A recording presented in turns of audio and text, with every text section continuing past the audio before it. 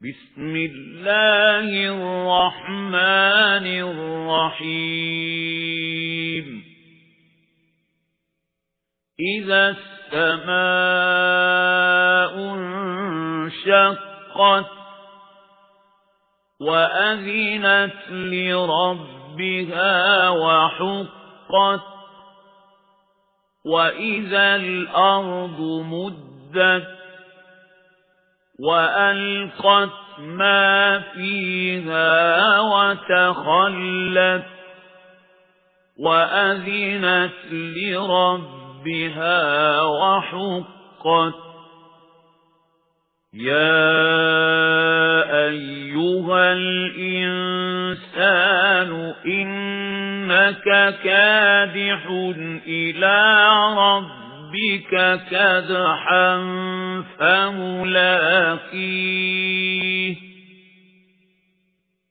فأما من أوتي كتابه بيمينه فسوف يحاسب حسابا يسيرا وينقلب إلى أهله مسرورا وأما من أوتي كتابه وراء ظهره فسوف يدعو ثبورا ويصلى سعيرا إنه كان في أهله مسرورا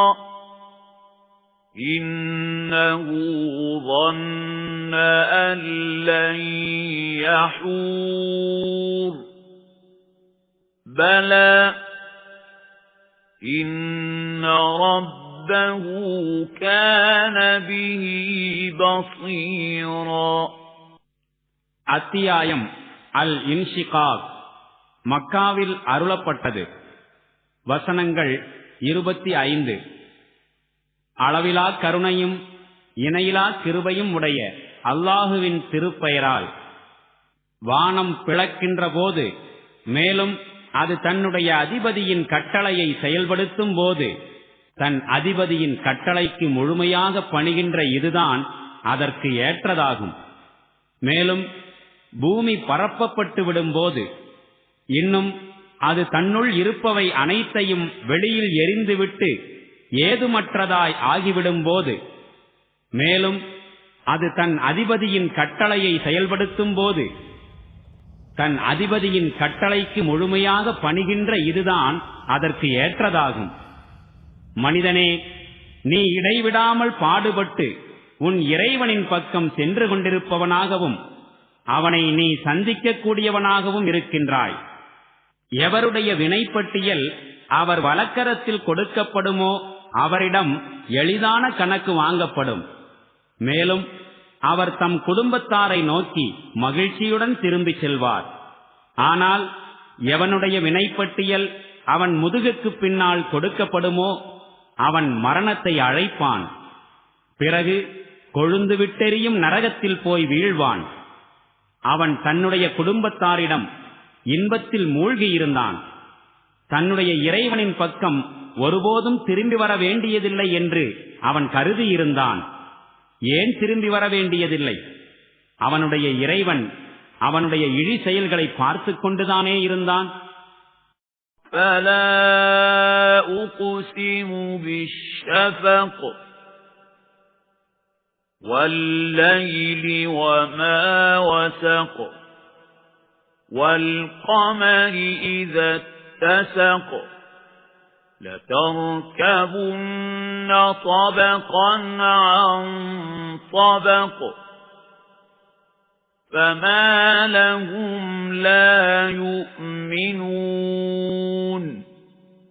وَإِذَا قُرِئَ عَلَيْهِمُ الْقُرْآنُ لَا يَسْجُدُونَ بل الذين كفروا يكذبون والله أعلم بما يوعون